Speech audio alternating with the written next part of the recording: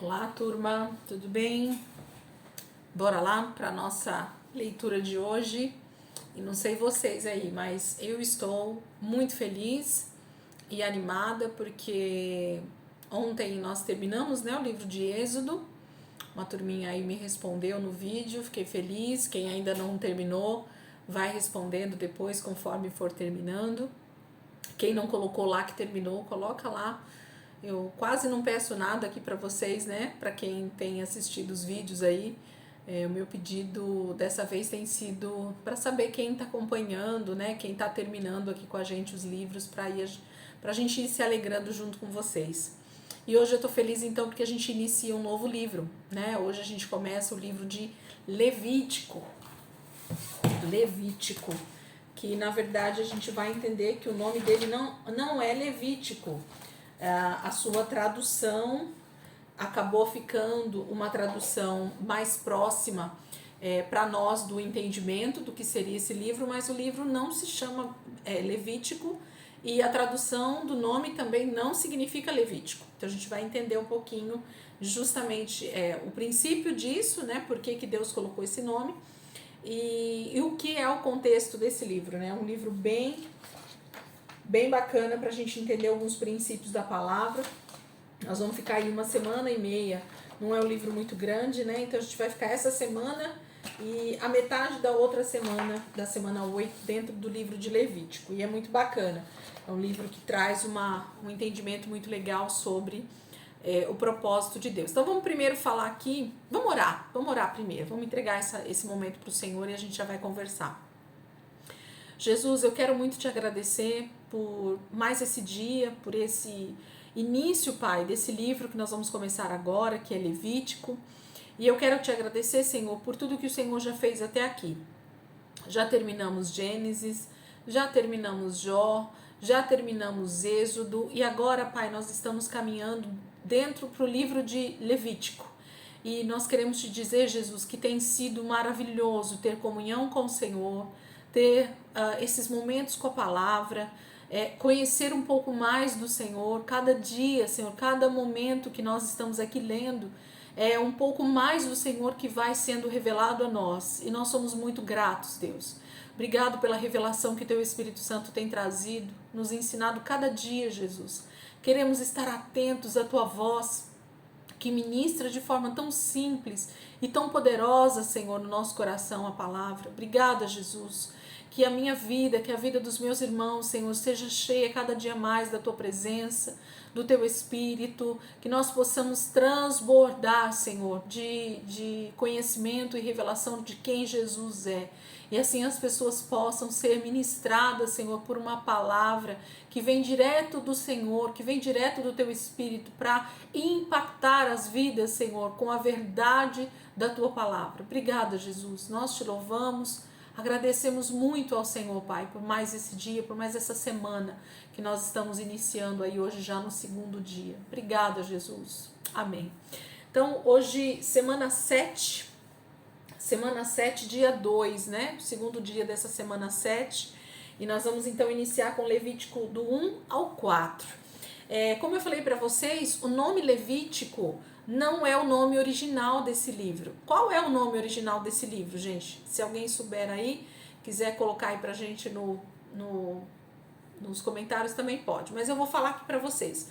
O nome desse livro chama Vaikra, né? No original hebraico, eu não sei se eu estou pronunciando corretamente, né? Não tenho habilidade com o hebraico, sou uma curiosa do hebraico, mas não sou, nunca estudei, né, a fundo o hebraico. Então, o original dessa palavra, desse livro, né, o nome desse livro em hebraico é Vaikra, que significa nada mais, nada menos do que chamado.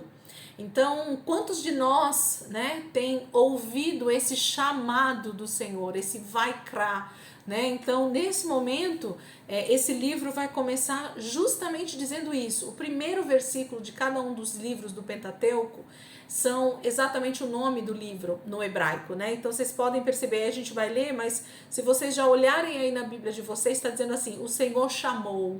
Então o Senhor vai crar a Moisés, né? O Senhor chamou Moisés, há um chamado para Moisés, né? e há um chamado, há um vaikra para cada um de nós. Então a gente aprendeu uma palavra aqui em hebraico, né? Se você quiser aprender um pouquinho mais de hebraico, tem muita coisa boa aí na internet que dá para você ir estudando e pegando aos pouquinhos. É muito bom a gente conhecer um pouquinho da língua original. Então, o livro de Levítico, o nome original dele, então, é Vaikra, que significa chamado.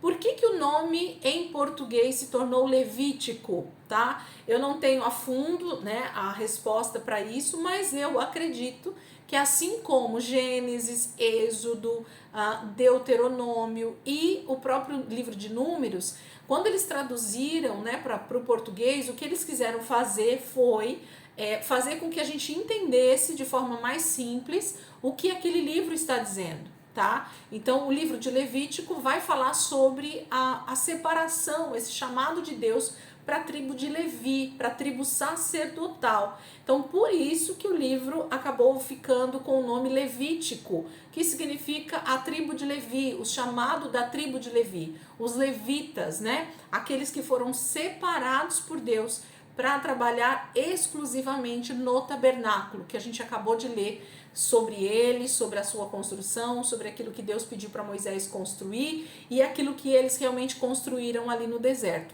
E esse tabernáculo, então, ia ter muito trabalho, né? Diariamente eles teriam muitas coisas para fazer, para cumprir todo o mandado do Senhor a respeito desse tabernáculo, do que representava e do que era esse tabernáculo ali no deserto, junto com Israel.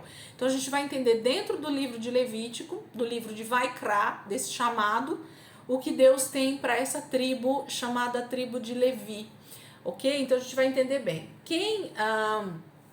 Espera só um pouquinho, gente.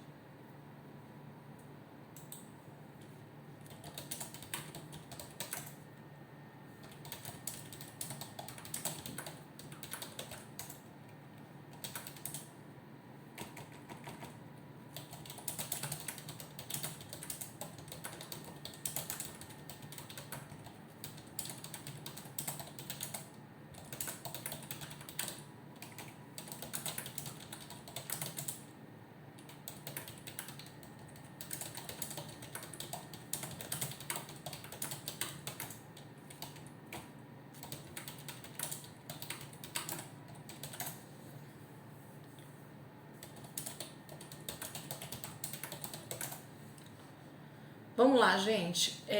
Me perdoem mesmo. Filhos, né?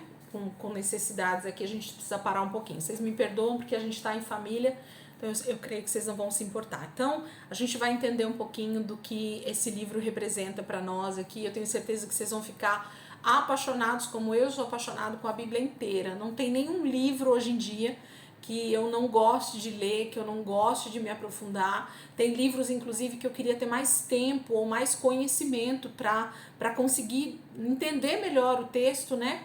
E infelizmente ainda não é o momento, então, né, principalmente a língua hebraica e tal, se a gente tivesse um pouquinho mais de conhecimento, talvez a gente conseguiria entender alguns textos com uma clareza maior, ok? Mas eu sei que o Espírito Santo, ele é poderoso para nos ensinar aquilo que ele precisa ensinar nesse tempo, nesse ano de 2023. Então eu descanso em Deus porque eu sei que Deus está fazendo. Amém? Então vamos lá? Levítico capítulo 1, nós vamos ler o capítulo 1, capítulo 2, capítulo 3 e capítulo 4. Vamos lá. Levítico 1. O Senhor chamou Moisés ao tabernáculo e lhe disse: fale o seguinte aos israelitas: quando alguém de vocês oferecer sacrifício ao Senhor, escolha um animal do seu gado ou do seu rebanho de ovelhas. Se a oferta queimada for de gado, deverá ser usado um macho sem defeitos físicos. Traga o animal à entrada do tabernáculo para que seja aceito pelo Senhor. Aquele que estiver fazendo a oferta colocará a mão sobre a cabeça do animal para que seja aceito no seu lugar. Ou seja, o animal é sacrificado, sofrendo no lugar do homem o castigo dos seus pecados, e o homem fica livre do castigo desses pecados. O homem matará o touro ou o novilho diante do Senhor, e os descendentes de Arão, os sacerdotes, apresentarão o sacrifício ao Senhor, borrifando o sangue em todos os lados do altar, que está à entrada do tabernáculo. Em seguida, eles deverão tirar a pele do animal e cortá-lo em pedaços, E os descendentes do sacerdote Arão acenderão fogo sobre o altar e arrumarão a lenha para o fogo. Depois colocarão os pedaços junto com a cabeça e a gordura sobre a lenha do fogo do altar. As vísceras e as pernas serão lavadas com água e depois queimadas sobre o altar pelo sacerdote. Então será uma oferta queimada de aroma agradável ao Senhor. Se a oferta for de animal pequeno, quer de carneiro ou de cabrito, terá que ser um macho sem defeito. O homem que estiver fazendo a oferta terá de matar o animal diante do Senhor. Fará isso no lado norte do altar. E os sacerdotes descendentes de Arão borrifarão o sangue sobre o altar, em todos os lados. Depois, o homem cortará o animal em pedaços. O sacerdote colocará os pedaços junto com a cabeça e a gordura sobre a lenha do fogo do altar. Mas as vísceras e as pernas terão de ser primeiro lavadas com água. Então o sacerdote queimará tudo sobre o altar, como oferta de aroma agradável ao Senhor. Se a oferta queimada ao Senhor for de aves, poderá ser de rolinhas ou de pombinhas. O sacerdote trará a ave ao altar e torcerá o pescoço dela com a mão. Depois queimará tudo sobre o altar e deixará o sangue da ave escorrer pela parede do altar. Então o sacerdote tirará o papo e as penas e jogará tudo isso do lado leste do altar, junto com as cinzas. Em seguida, rasgará a ave pelas asas, mas sem que fique inteiramente partida. E o sacerdote queimará sobre a lenha acesa do altar. É uma oferta queimada de aroma agradável ao Senhor. Então, capítulo 1 vai falar sobre um tipo de oferta que a gente chama ela de oferta queimada, ou como ele colocou aqui, ó, no último versículo do capítulo 1, é uma oferta queimada de aroma agradável ao Senhor. Então, essa oferta queimada é um dos tipos de ofertas que nós vamos ver. Depois eu faço como se fosse um quadrinho. Eu tenho, na verdade, uma foto disso em algum lugar aqui que fica bem mais fácil para a gente entender. Então, esse primeiro capítulo fala sobre um tipo de oferta que se chama oferta queimada de aroma agradável ao Senhor, aonde a pessoa leva uma oferta, ela querendo, né, uma oferta quase que voluntária, e ela entrega então ao Senhor com esses requisitos aqui. Era dessa maneira que o sacerdote ia fazer com o animal, seja ele de porte grande, médio ou pequeno, ok? As ofertas, Deus tinha prazer em recebê-las de acordo com as condições do ofertante. Como eu falei lá atrás, outro dia, Deus tem tranquilidade conosco, gente, a respeito de valor monetário, a respeito de condição financeira. Isso é um erro, nós acharmos que ofertas têm valor monetário para Deus. Não existe valor monetário para Deus, existe oferta. Então, de acordo com aquilo que é a minha condição, aquilo que Deus tem entregue nas minhas mãos, financeiramente falando, é disso que eu vou sempre ofertar ao Senhor. Então, é dentro das minhas condições. Nós não podemos achar que quem oferta algo maior ou melhor ou mais caro é mais bem visto pelo Senhor. Isso é um dos maiores erros que existe na nossa mentalidade, ok? Deus nunca disse que a oferta de quem fosse dar um gado seria maior do que a oferta de quem trouxesse uma rolinha, ok? Então, esqueçam, Deus trata com o ofertante. O que está em jogo numa oferta é o coração, a vida do ofertante e não a oferta. Capítulo 2. Quando alguém oferecer uma oferta de cereais ao Senhor, deverá trazer farinha da melhor qualidade, derramará azeite e incenso sobre a farinha e a entregará aos descendentes de Arão, os sacerdotes. Um dos sacerdotes apanhará um punhado da farinha com azeite e incenso e queimará essa parte diante do Senhor. Esse punhado, levado ao fogo, representa toda a quantidade do cereal trazido, de modo que o Senhor o receberá como oferta de aroma agradável ao Senhor. O restante da oferta ficará com Arão e seus descendentes. É considerado a parte mais sagrada das ofertas queimadas ao Senhor. Se alguém oferecer uma oferta de cereais assada no fogo, deve usar farinha da melhor qualidade para fazer bolos sem fermento, assados com azeite, ou pães finos sem fermento, untados com azeite. Se a oferta de cereais for preparada na assadeira, também deve ser usada farinha da melhor qualidade, sem fermento, amassada com azeite. Deve ser cortado em pedaços e sobre os pedaços deve ser derramado azeite. Não tenham dúvidas, é a oferta de cereais. Se a oferta de cereais for preparada numa frigideira, também deve ser feita de farinha da melhor qualidade, misturada com azeite. Traga ao Senhor a oferta de cereais e entregue-a ao sacerdote, que a levará ao altar. O sacerdote queimará sobre o altar uma parte representativa da oferta de cereais. É a oferta queimada de aroma agradável ao Senhor. O restante da oferta é para uso pessoal de Arão e seus descendentes. É considerada a parte mais sagrada das ofertas queimadas ao Senhor. Não ponham fermento na farinha das ofertas de cereal. Nas ofertas queimadas ao Senhor é proibido usar fermento e mel. A oferta de cereais poderá ser trazida como oferta dos primeiros frutos ao Senhor, mas não poderá ser oferecida sobre o altar como aroma agradável. Todas as ofertas de cereais devem ser temperadas com sal. Não deixem faltar sal nas suas ofertas de cereais, pois o sal lembra a aliança de Deus com seu povo. Coloquem sal em todas as suas ofertas. Se você trouxer uma oferta de cereais dos primeiros frutos, apresente-a com grãos verdes tirados das espigas. Os grãos das espigas verdes devem ser esmagados e tostados no fogo. Depois, apresente a sua oferta ao Senhor. Derrame azeite e incenso sobre a oferta, pois é a oferta de cereais. Então o sacerdote queimará parte dos grãos esmagados e misturados com azeite, junto com todo o incenso. É parte representativa da oferta queimada ao Senhor. Agora ele fala sobre também a oferta de cereais, que também é uma oferta de queimada, né? Ofertas queimadas ao Senhor.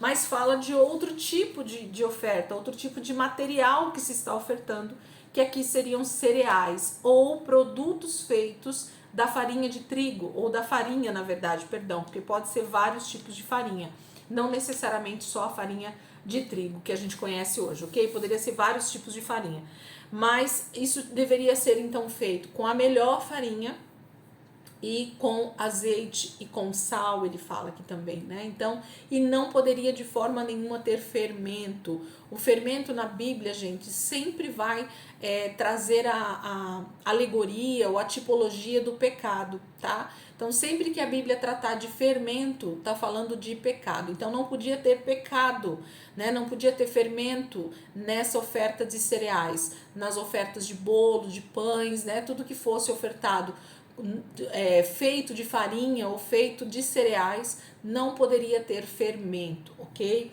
Então esse era um outro tipo de oferta também queimada ao Senhor. O que eu gosto de ver os detalhezinhos é que havia uma parte que deveria ser então entregue no altar, né, queimada literalmente naquele altar quadrado na entrada do tabernáculo, né, o altar de bronze que a gente viu há poucos dias aí na construção do tabernáculo. Nesse altar de bronze tudo era queimado ali, mas não era tudo literalmente.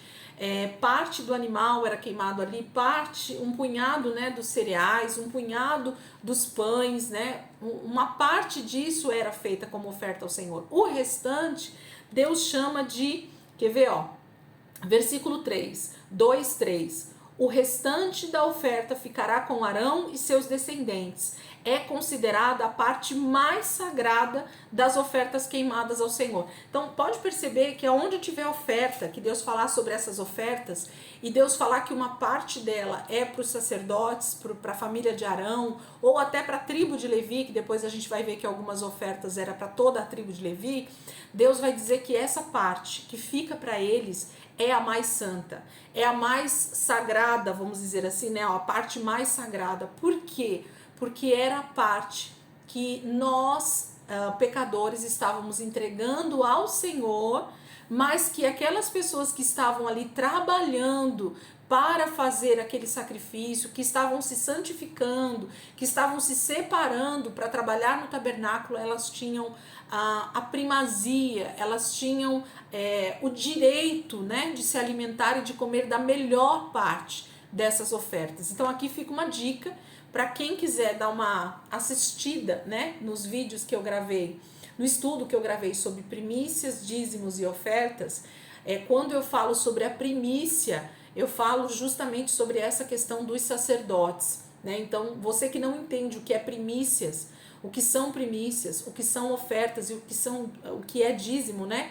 Eu te aconselho a ir lá no canal ou aqui no canal, quem está assistindo pelo YouTube, né? Lá no canal e ver, tem um estudo que eu fiz específico só sobre isso. São, acho que 16 vídeos, de uma média de 30 minutos cada vídeo. Mas depois de assistir esses vídeos, se alguém ficar com alguma dúvida, eu tô aqui à disposição para tirar, mas eu creio que jamais, depois de assistir esses vídeos, vocês vão ter dúvidas sobre esse assunto, porque a gente realmente tentou, né, esgotar esse assunto sobre primícias, dízimos e ofertas, ok? Então, capítulo 3 agora, gente. Quando alguém quiser dar uma oferta como sacrifício de gratidão ao Senhor, poderá oferecer um novilho ou novilha, mas o animal deve ser sem defeito. Só assim poderá ser sacrificado como oferta ao Senhor. O homem que apresentar a oferta colocará a mão sobre a cabeça do animal, depois matará o novilho ou novilha junto à porta da entrada do tabernáculo. Então os descendentes de Arão, os sacerdotes, deverão borrifar o sangue em todos os lados do altar.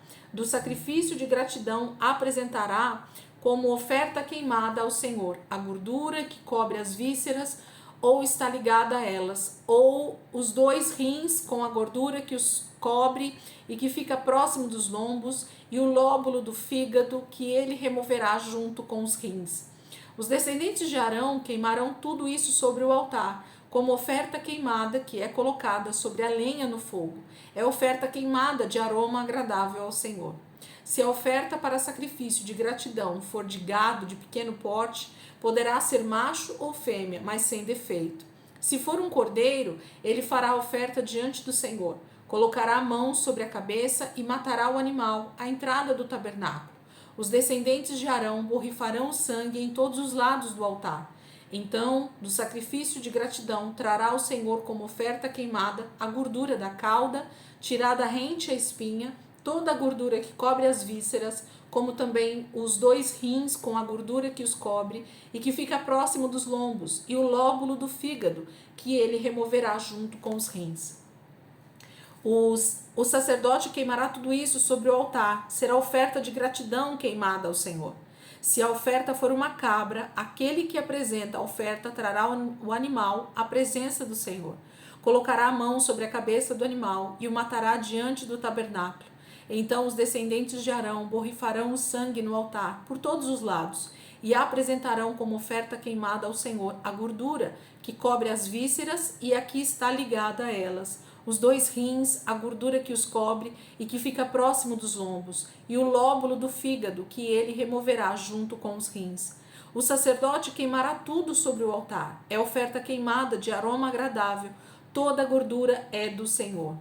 Esta é uma lei permanente para todas as famílias de Israel. Os israelitas jamais poderão comer gordura nem sangue.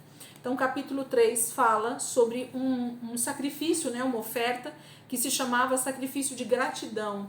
Então, era algo que a pessoa realmente também estava querendo entregar como oferta de gratidão. Aí ele fala dos 3 tipos de animais, né, que poderiam ser entregues. E no final desse capítulo fala sobre a proibição dos israelitas, né, do povo de Israel, de comer sangue ou gordura. Então, isso tinha a ver com esse propósito de separação, gente. Quando a gente fala na maioria dessas leis estipuladas para Israel, para esse tempo que Deus estava instituindo na história da humanidade, e mais precisamente para Israel, nós precisamos ter muito cuidado. Porque isso não está falando de nós, isso não está falando das outras nações, isso não está falando do nosso tempo, isso está falando de um propósito específico de Deus para Israel, para o seu povo que estava sendo separado para ele. Então Deus estava literalmente dizendo assim: se vocês querem ser um povo santo, ser um povo separado, ser um povo onde a minha presença será real e contínua com vocês, porque Deus não pode habitar no meio do pecado, então vocês farão tudo isso que está escrito aqui. Então, se a gente parar um pouquinho e pensar, vocês vão perceber quais leis, quais mandamentos, quais diretrizes o Espírito Santo está trazendo para Israel, nitidamente, porque Deus está fazendo então um pacto, uma aliança com esse povo. Então Deus precisava separá-los, né, de todos os outros tipos de nações, de todos os tipos de religiões que existiam sobre a terra. Ele precisava separar um povo, porque a presença de Deus estava constantemente ali através do tabernáculo. Então, não tinha como. Se o povo de Israel não se separasse, não se santificasse, não se purificasse diariamente, gente, eles seriam mortos, ok? Porque o salário do pecado é a morte. Então Deus não queria matar o seu povo e para isso, então, ele faz todas essas ordens, esses mandamentos, para que eles pudessem permanecer santos, separados e com a presença de Deus perto deles. Capítulo 4, vamos para o nosso último texto de hoje. Capítulo 4. Então o Senhor deu mais estas instruções a Moisés. Diga ao povo de Israel que estas leis são para os casos em que uma pessoa quebra sem intenção algum dos meus mandamentos. Se um sacerdote ungido, em pleno exercício das funções sacerdotais, pecar sem intenção, trazendo culpa sobre o povo, deverá oferecer um novilho sem defeito como oferta pelo pecado. Trará o novilho até a porta do tabernáculo, colocará a mão sobre a cabeça do animal e o matará diante do Senhor. Então esse sacerdote levará o sangue do novilho para o tabernáculo. Depois molhará o dedo no sangue e borrifará o sangue 7 vezes diante do Senhor, em frente ao véu que impede a entrada para o lugar mais santo. Então o sacerdote colocará um pouco do sangue nas pontas do altar do incenso aromático, diante do Senhor, no tabernáculo. O restante do sangue será derramado na base do altar das ofertas queimadas, à entrada do tabernáculo. Depois ele tirará toda a gordura do novilho da oferta pelo pecado, gordura que cobre as vísceras e está ligada a elas, os 2 rins com a gordura que os cobre e que fica próximo dos lombos, e o lóbulo do fígado, que ele removerá junto com os rins. Do mesmo jeito que é tirada a gordura de um novilho quando é sacrificado como oferta de gratidão. Mas o restante do novilho, o couro e toda a sua carne, além da cabeça e das pernas, as vísceras e os intestinos, ou seja, o novilho todo, será levado para um lugar cerimonialmente limpo, fora do acampamento, onde são lançados as cinzas do altar. Ali será queimado o restante do novilho, sobre uma fogueira santa de lenha. Se toda a comunidade de Israel pecar sem intenção, fazendo alguma coisa contra os mandamentos do Senhor, mesmo que não tenha consciência disso, a comunidade será culpada. Quando a culpa for exposta, o povo sacrificará um novilho como oferta pelo pecado e apresentará o animal diante do tabernáculo. Os líderes da comunidade porão as mãos sobre a cabeça do novilho e matarão o animal na presença do Senhor. Então o sacerdote em exercício trará o sangue do sacrifício ao tabernáculo. No tabernáculo, o sacerdote molhará o dedo no sangue e o borrifará 7 vezes diante do Senhor, em frente ao véu. Depois ele porá sangue nas pontas do altar, diante do Senhor, no tabernáculo. Ele derramará o restante do sangue na base do altar das ofertas queimadas, na entrada do tabernáculo. Toda a gordura do novilho será tirada e queimada sobre o altar. Com esse novilho será feita a mesma coisa que se faz com o novilho da oferta pelo pecado. Assim, o sacerdote oferecerá esse sacrifício para obter o perdão dos pecados do povo, e todo o povo será perdoado.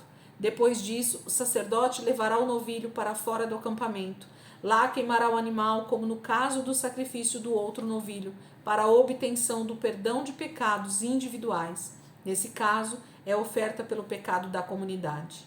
Se um homem que ocupa uma posição de liderança pecar sem intenção, sendo culpado por desobedecer a um dos mandamentos do Senhor, quando alguém o conscientizar do seu pecado, terá de oferecer em sacrifício um bode sem defeito. Ele colocará a mão sobre a cabeça do bode e o matará no lugar onde são sacrificados os animais para as ofertas queimadas diante do Senhor. Esta é a oferta pelo pecado pessoal do líder. Então o sacerdote pegará um pouco do sangue do sacrifício com o dedo e o porá nas pontas do altar das ofertas queimadas. Depois derramará o restante do sangue na base do mesmo altar. Ele queimará toda a gordura no altar, do mesmo modo como queimou a gordura do sacrifício de gratidão. Assim, o sacerdote oferecerá o sacrifício para obter o perdão dos seus pecados, e ele será perdoado. Se qualquer pessoa pertencente à comunidade de Israel pecar sem intenção, contrariando algum mandamento do Senhor, será considerada culpada. Logo que a conscientizarem do seu pecado, trará uma cabra sem defeito, como oferta pelo pecado cometido. O culpado colocará a mão sobre a cabeça da cabra e a matará no lugar em que são mortos os animais para as ofertas queimadas.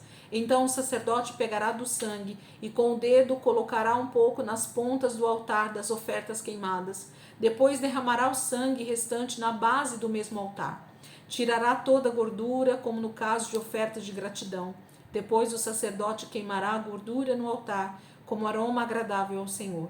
Assim, o sacerdote oferecerá o sacrifício para obter o perdão de pecados, e a pessoa será perdoada. Se alguém trouxer uma ovelha como oferta pelo pecado, ela terá de ser sem defeito. O culpado trará o animal ao lugar onde são mortos os animais para as ofertas queimadas. Ali colocará a mão sobre a cabeça da ovelha e matará o animal como oferta pelo seu pecado. O sacerdote recolherá sangue da oferta pelo pecado e com o dedo colocará um pouco dele nas pontas do altar das ofertas queimadas. O restante será derramado na base do altar. A gordura será usada como no caso do cordeiro sacrificado, como oferta de gratidão, será queimada pelo sacerdote no altar, como qualquer outra das ofertas queimadas ao Senhor. Deste modo, o sacerdote oferecerá o sacrifício para obter o perdão de pecados daquela pessoa, e ela será perdoada. Gente, eu amo ler esses textos, de verdade. Por que, Elisângela, que você ama ler esses textos? Capítulo 4 vai fazer referência se o sacerdote pecar, existe um tipo de sacrifício. Se um líder do povo de Israel pecasse, existia outro tipo de sacrifício. Outro tipo de animal, na verdade. O sacrifício é o mesmo, mas o animal seria diferente. Deixa eu pegar aqui. Ele vai falando, se um homem ocupa uma posição de liderança, então se o sacerdote, se alguém, os levitas, né, se eles pecarem, se uma pessoa da comunidade pecar, tipo qualquer homem, qualquer mulher das outras tribos, se o homem que ocupa uma liderança pecar. Então, ele vai falando de alguns tipos, né, de pessoas que existem ali no meio de Israel e de acordo com a função ou a posição que essa pessoa ocupa diante do Senhor e diante de Israel, havia um sacrifício diferente. Por quê? Porque o nível de responsabilidade era maior.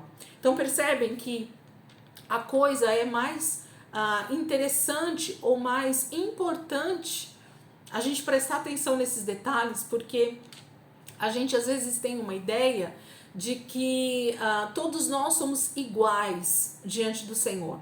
E é verdade. Todos nós somos iguais diante do Senhor, no que diz respeito à filiação, no que diz respeito a sermos todos filhos de Deus, ok? Isso não se contradiz, isso não muda. Agora, dependendo do chamado, lembra que o livro de Levítico, o Vaikra, significa chamado? Então, dependendo do chamado, do propósito, do tipo de liderança que você exerce, do tipo de posição que você exerce diante do povo, diante das pessoas, aonde Deus te colocou para ser líder, aonde Deus te colocou para reinar nessa terra, sim, há um peso e uma responsabilidade maior sobre você. Então seria até incoerente se Deus cobrasse da vida de um pastor, por exemplo, que tem a responsabilidade de realmente pastorear, né, cuidar de ovelhas, a mesma coisa que ele cobrasse de uma pessoa que está acabando de se converter hoje e que está conhecendo o Senhor a partir de hoje. Então, percebem que existe um nível de responsabilidade no que diz respeito ao Senhor. Então, nós precisamos prestar atenção, sim, no Vaikra, no chamado que Deus tem para a nossa vida. Nós todos somos chamados filhos de Deus, mas existe uma função, um chamado sacerdotal para cada um de nós. E existe, sim, níveis de hierarquia. Se diante do trono de Deus existe essas hierarquias com os anjos, que dirá conosco aqui, gente, diante de Deus. Então, se existe um tipo de galardão que vai ser dado diferenciado, lá em Apocalipse fala isso, então quer dizer que tem pessoas que vão estar exercendo funções diferentes no governo milenar, ok? No governo de Cristo, quando Cristo voltar e começar a reinar nessa terra. Então, a gente precisa compreender que sim, existe uma responsabilidade maior naquilo que Deus colocar sobre a tua vida. Deus jamais poderia cobrar de um simples novo convertido na época do primeiro século algo que ele cobraria, ou a responsabilidade que ele cobraria do apóstolo Pedro, do apóstolo Paulo, do apóstolo Tiago, percebe? Do apóstolo João. O chamado Vaikra que eles tiveram é muito maior do que aqueles que estavam simplesmente ali como o corpo de Cristo, né? Ajudando como diáconos ou servindo o corpo de Cristo de uma maneira mais simples, ok? Então nós não podemos achar que ter uma posição hierárquica nessa terra, como governo, como qualquer outra coisa, exime a responsabilidade. E sim, então quer dizer que diante do Senhor nós vamos dar contas daquilo que somos, daquilo que recebemos do Senhor, daquilo que Deus colocou nas nossas mãos, porque aqui mostra que cada tipo de pessoa existia um sacrifício se ela então pecasse. E aqui no capítulo 4, o mais legal é que era um pecado sem intenção, porque nós vamos ver já aqui em outros capítulos, quando o pecado era com intenção, ok? Então aí a coisa muda. Então aqui está se falando de pecados involuntários.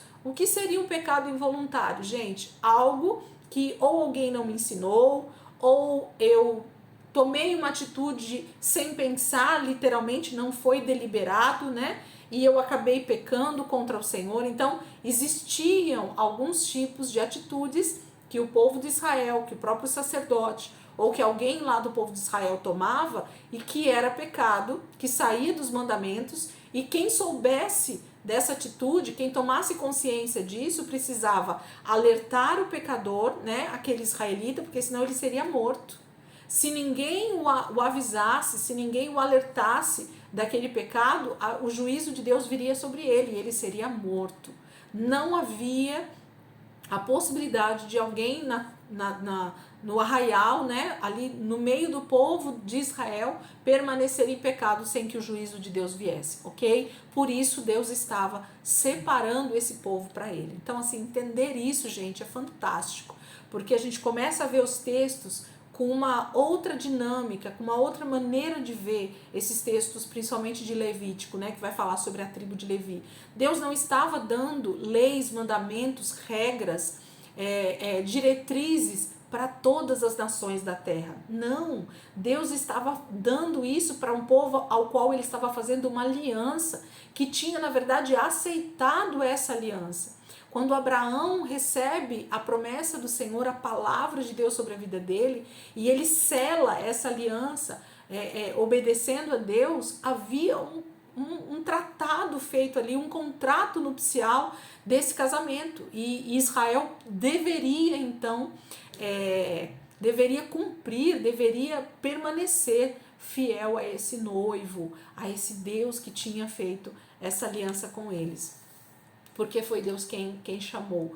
E era um privilégio. Israel entendia isso, porque Deus falava com eles, gente. A diferença para nós hoje é que quando Deus não fala conosco, né, quando nós não damos ouvidos à voz de Deus, então nós não compreendemos isso mesmo. Mas para mim e para você, se você tem ouvido esse chamado de Deus, quando nós aceitamos Jesus como Senhor e Salvador da nossa vida, nós ouvimos um chamado de Deus para a salvação. Nós ouvimos um chamado de Deus para o arrependimento. E se você ainda não ouviu esse chamado, eu te aconselho a continuar lendo essa palavra e com certeza esse chamado vai ser feito na tua vida e você vai entender. O Espírito Santo vai confirmar esse chamado na tua vida e você vai dizer: Senhor, eu quero sim ter essa aliança com o Senhor, eu quero sim estar com o Senhor na eternidade. Esse é o propósito principal de Deus para a minha vida e para a tua vida. Por isso que ele fez isso com Israel. Amém? Então, quem está comigo aí na leitura, Deus abençoe. Ótimo dia, ótima tarde, ótima noite para vocês, quem está vendo aí, né? Fomos então o primeiro dia, conseguimos terminar aí a primeira leitura do livro de Levítico. É um livro que vai seguir, né, nessa mesma pegada, falando realmente detalhe por detalhe sobre as leis, as diretrizes para os sacerdotes, para a tribo de Levi, para o povo em geral, mas muito mais para a tribo de Levi. E a gente vai compreender esse chamado, esse vai-crá de Deus para essa nação chamada Israel. E a gente pode sim conjecturar, ou a gente pode avaliar essa tipologia para o nosso sacerdócio hoje, né? Hoje a palavra de Deus diz que nós todos somos sacerdotes. Opa! Então, se eu sou chamado no Novo Testamento de sacerdote, então quer dizer que essa lei aqui para mim, ela também conta em aspectos espirituais, em aspectos de separação, de consagração, de entendimento do que Deus estava fazendo aqui com esse povo, ok? Nós não temos que sacrificar animais, nós não temos mais que seguir à risca a maioria dessas leis que estavam aqui, porque eram propícias para aquele momento da história. Mas sim, estar separado para o Senhor, nos santificarmos dia após dia, mortificarmos a nossa carne, tantas outras coisas, né, que entram dentro do processo de santificação precisam acontecer sim na vida de todo aquele que sabe que é um sacerdote, alguém que foi chamado por Deus para a salvação, para a santificação. Amém, queridos? Então, Deus abençoe e hoje nós vamos orar um pouquinho, como sempre, né? Então, espero que você tenha ido até aqui comigo na leitura, e quem não quiser ficar aí para oração, Deus abençoe, ótimo dia aí para vocês, ótima terça-feira, e eu creio que o Senhor vai ministrar um pouquinho a nossa vida através da nossa oração de hoje também. Amém? Então, vamos lá? Eu quero orar com vocês hoje, gente, Efésios, capítulo 6, versículo 18, 19 e 20.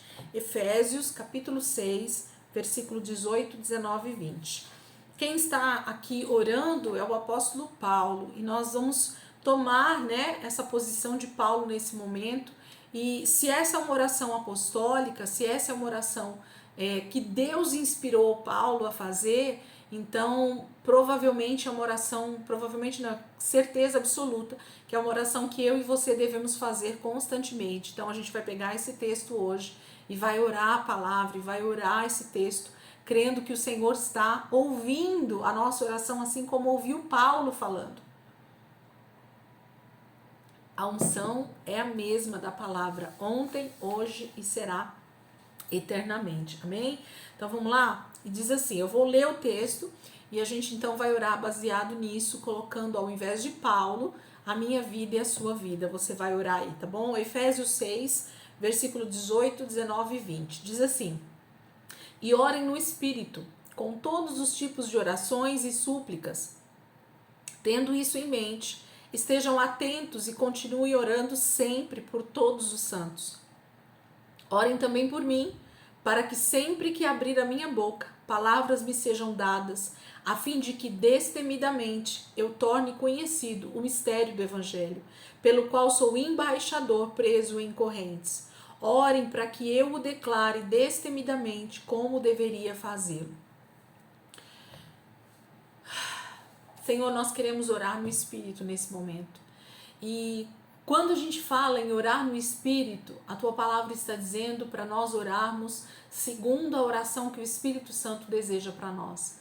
E nós vamos orar sim, Senhor, hoje um pouco baseado nisso, que o nosso entendimento vá crescendo ainda mais, Senhor, no que diz respeito à oração em outras línguas, à oração do Espírito, porque esse Espírito aqui, Senhor, é o Espírito com letra maiúscula, que é o teu Espírito Santo, que intercede por mim e por todos os santos todo o tempo, Pai, com toda oração e súplicas. O Espírito Santo deseja orar, Senhor, constantemente através da minha vida, porque a palavra diz que a oração que o Espírito Santo faz, ela é perfeita, ela é agradável ao Senhor. Só o Espírito Santo conhece a mente de Deus, conhece o que está na mente do Senhor e pode então interceder por mim de forma que muitas vezes eu não conseguiria com a minha mente natural, Senhor, com a nossa mente tão reduzida, Senhor, de conhecimento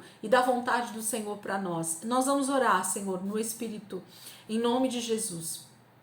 Tendo isso em mente, estejam atentos e continuem orando sempre por todos os santos.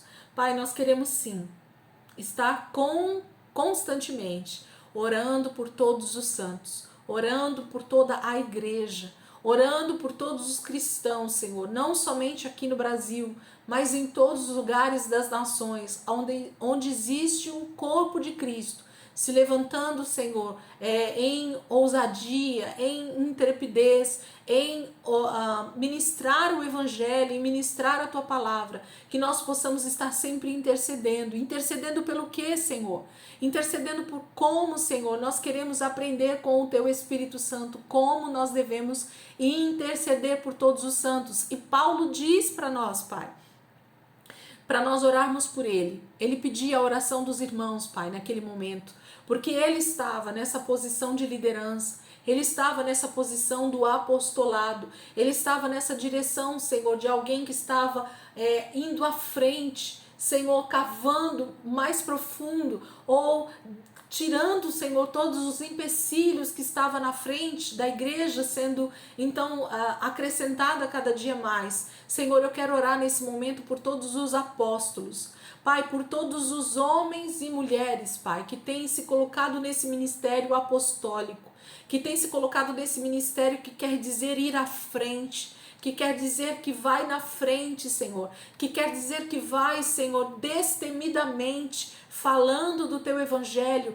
e aonde ainda não tem, Senhor, essa embaixada do Teu reino, então eles vão, Senhor, e façam de forma poderosa, debaixo de um poder que vem do Senhor, debaixo desse chamado que o Senhor tem para os apóstolos, Senhor, que eles tenham autoridade, que eles tenham coragem, Senhor, que eles sejam cheios do Teu Espírito Santo e eles falem então com ousadia.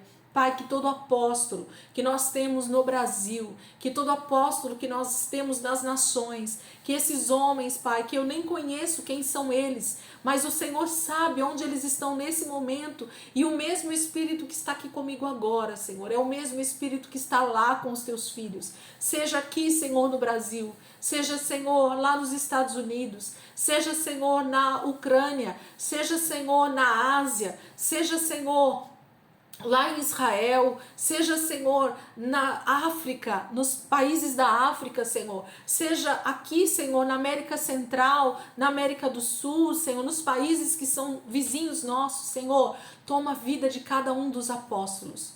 Pai, nesse momento eu quero interceder pelos apóstolos, assim como Paulo era um apóstolo de Cristo e pedia a intercessão dos santos e pedia a intercessão da igreja. Nesse momento, Senhor, toma a vida de cada um dos Teus filhos, onde quer que eles estejam, e que haja, Senhor, verdadeiramente uma unção sendo derramada nesses dias de muita ousadia, Senhor, de muita, Senhor, ousadia no Teu Espírito, que eles possam abrir a boca e o poder que emana da Tua palavra, Senhor, então possa fluir de maneira poderosa, Senhor, que esses últimos dias da igreja na terra, Senhor, sejam tão parecidos quanto os dias da igreja primitiva. Senhor, que esses últimos dias na terra sejam tão parecidos como a igreja de Atos se movia. Senhor, como a igreja em Filipe, como a igreja na Ásia, como a igreja na África, Senhor, como a igreja, Senhor, ali em Israel, como a igreja, Senhor, em Antioquia, como a igreja que estava ali, Senhor, no início de tudo na Turquia, que hoje nós sabemos que está debaixo daquele terremoto, Senhor. Levanta apóstolos, Senhor, que vai na frente, declarando as boas novas do Senhor de salvação. Orem também por mim, Paulo diz, para que sempre que abrir a minha boca, palavras me sejam dadas, a fim de que destemidamente eu torne conhecido o mistério do Evangelho, pela qual sou embaixador preso em correntes. Pai, existem tantos apóstolos nesse momento que também têm sido perseguidos nas nações. Pai, as nações que têm as proibições, Pai, nas suas leis a respeito do Evangelho, que esses apóstolos, Senhor, que são esses homens, que assim como Paulo, mesmo preso em correntes, Pai, mesmo, Senhor, escondido em esconderijos, mesmo, Senhor, fechados em cavernas, Pai, mesmo fechados em casas, onde simplesmente eles têm que fazer o Evangelho, ir andando, Pai, quase que de um a um, Pai, nesses tempos que nós estamos. Eu te peço, Senhor, que esse mesmo Espírito que deu intrepidez, que deu coragem, que deu ousadia, que deu sabedoria para Paulo, para Pedro, para João, para Tiago, Senhor, e para tantos homens, Senhor, e mulheres que ao longo da história da igreja, Senhor, como apóstolos, como homens que vão à frente, Senhor, estavam ali dispostos a estar, Senhor, correndo qualquer risco em prol de pregar o teu reino, Senhor, em prol de levar as boas notícias do Senhor. Pai, nós queremos levar essa boa notícia, Senhor, não somente os apóstolos, mas, Senhor, cada um dos ministérios que o Senhor tem derramado sobre o corpo de Cristo, Senhor, os profetas, os pastores, os evangelistas, os mestres, Pai, nos dê essa mesma ousadia, Senhor, essa mesma coragem, essa mesma, Senhor, intrepidez, essa mesma, Senhor, ousadia de não retrocedermos, Senhor, de não recuarmos, mesmo diante, Senhor, muitas vezes da perseguição. Senhor, nós te louvamos, te agradecemos, Jesus, porque no Brasil não existe perseguição, porque no Brasil, Senhor, não existe essa perseguição aberta, Senhor, à igreja. E nós queremos te pedir que o Espírito Santo tenha, então, liberdade para alcançar as vidas aqui no Brasil, Senhor, mas que nós, brasileiros, Pai, pessoas que o Senhor tem chamado nesses últimos dias para evangelizarmos, para levarmos essa palavra, para agirmos debaixo dessa mesma ousadia, Senhor, que nós possamos fazer o ID acontecer. Mas o ID não somente aqui, Senhor, na nossa cidade, na nossa igreja local, Senhor, no nosso estado de São Paulo e também nas nações. Pai, faz queimar os nossos corações para o chamado que o Senhor tem para nós. Faz queimar, Senhor, o nosso coração dentro de cada um dos chamados que o Senhor tem para os meus irmãos. Pai, eu tenho uma convicção hoje, Senhor, que o meu chamado tem estado dentro do ministério de ensino, como mestre. Então que o Senhor faça queimar dentro de mim esse anseio diariamente e que a minha palavra seja com ousadia, com intrepidez, de forma destemida, para que os mistérios do teu evangelho, Senhor, sejam ministrados. Pai, que a minha voz, aonde ela alcançar, que a palavra, Senhor, que sai da minha boca, que a palavra que sai da boca dos meus irmãos, tenha, Senhor, o poder do evangelho, tenha o poder do Espírito Santo para fazer com que as vidas se convertam ao Senhor, para fazer com que as vidas reconheçam os seus pecados, se arrependam, assim como a voz de João Batista era uma voz profética, e quando ele dizia arrependei-vos, é chegado o reino de Deus, Pai, o Espírito Santo agia através da vida de João Batista, Senhor, e as pessoas eram confrontadas no seu espírito, as pessoas eram convencidas pelo Espírito Santo a respeito do pecado, da justiça e do juízo. Do pecado, porque nós precisamos nos arrepender, Senhor. Da justiça, porque nós precisamos obedecer, Espírito Santo. E do juízo, porque o Senhor vai voltar. E o Senhor vai julgar a terra. E o Senhor vai trazer condenação para aqueles que não se arrependeram, Pai. Então nós te pedimos, Espírito Santo, haja compaixão em nós, haja ousadia em nós, haja, Senhor, esse desejo de levarmos as boas novas. Senhor, que eu entenda o meu propósito, o meu chamado, e então faça ele, Senhor, da melhor forma possível. Senhor, me dá ousadia, me dá, Senhor, sim, esse espírito que não se abate por qualquer coisa. Senhor, me dá esse espírito que não é abalado por nenhuma circunstância, mas que permanece de pé, porque é o Senhor quem nos faz permanecer de pé, Senhor. Obrigada, Jesus. Obrigada por essa palavra, Senhor. Obrigada por esse entendimento. Que isso se torne um rema dentro de nós cada dia. Que nós, ao orarmos essa palavra, Senhor, seja cada dia mais, Senhor, uma verdade no nosso espírito. Orem para que eu o declare destemidamente, como deveria fazê-lo. Senhor, eu oro para que homens e mulheres estejam destemidamente falando do teu evangelho, falando, Senhor, do teu amor, falando essas boas notícias. Oh, Senhor, para que eles não tenham medo, eles não tenham temor, eles não tenham, Senhor, nenhuma covardia, mas que eles falem destemidamente, como nós devemos fazer, Senhor. E virão dias difíceis, Senhor, nós sabemos, a tua palavra diz, mas nós queremos permanecer inabaláveis, Senhor. Queremos permanecer confiantes que o Senhor vai nos dar o escape. Assim como o Senhor deu para os teus filhos no primeiro século, assim como o Senhor deu para a igreja durante esses 2000 anos em que ela já caminha de fé em fé, Senhor, e de glória em glória.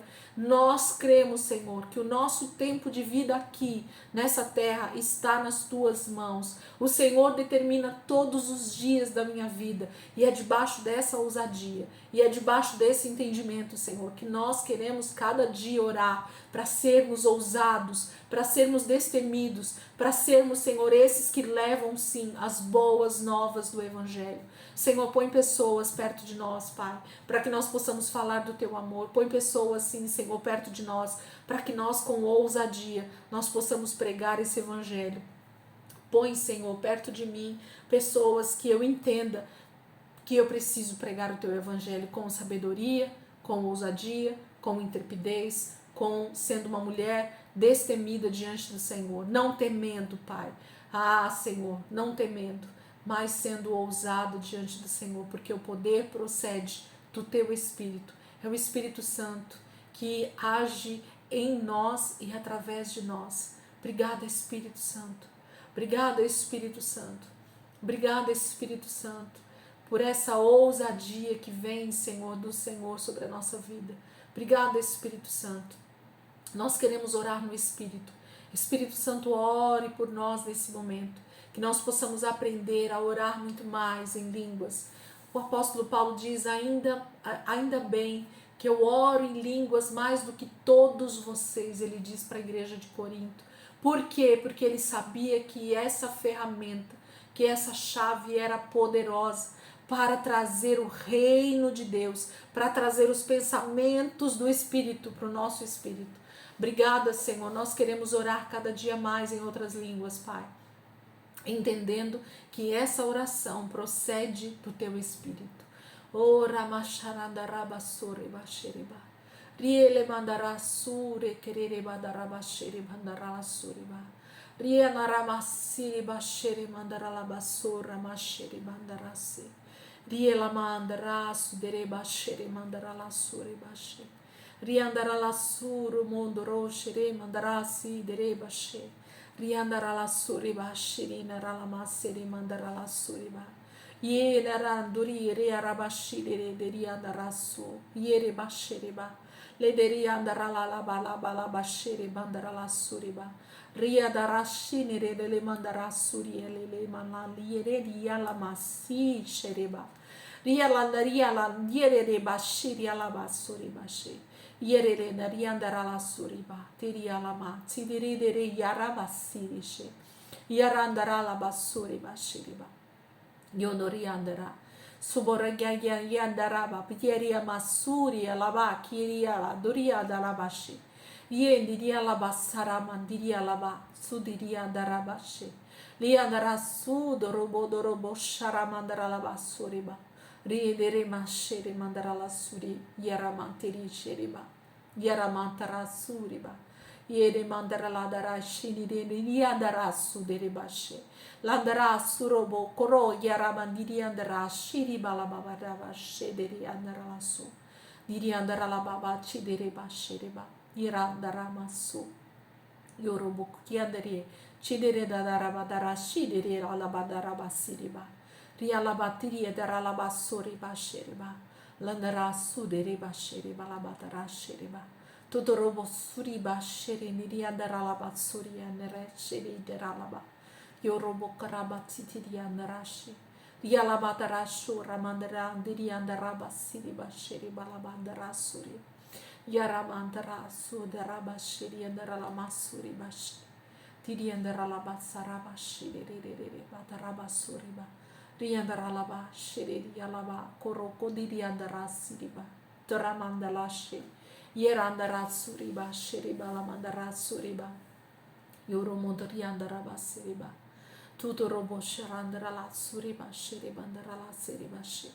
Riedi andara siriba shiri bandarala basuriba. Yarabata la suri bandarabashi. Riendere le basuri andara la basarabashi bandara la